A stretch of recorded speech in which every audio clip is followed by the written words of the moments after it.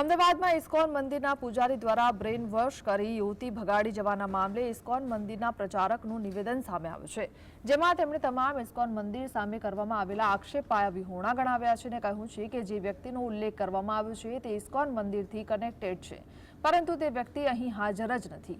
મંદિરમાં રહેતું હોય કે સેવા કરતું હોય તેવું કોઈ પણ વ્યક્તિ આમાં ઇન્વોલ્વ નથી.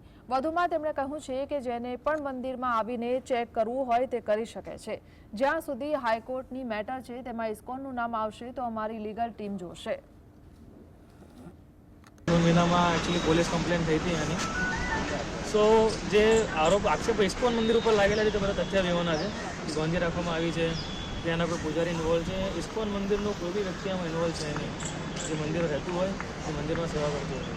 જે તે નામ મેં બધા વાંચ્યા છે એ નામ જે મેં વાંચ્યા છે એ લોકો આ મંદિરની બહાર રહે છે અને એમાંથી એક બે જણા અત્યારે ગુજરાતની બહાર શિફ્ટ થઈ ગયેલા લોકો છે જે ગૃહ વસ્તુનો પ્રચાર કરતા હોય એ લોકોના નામ લખેલા.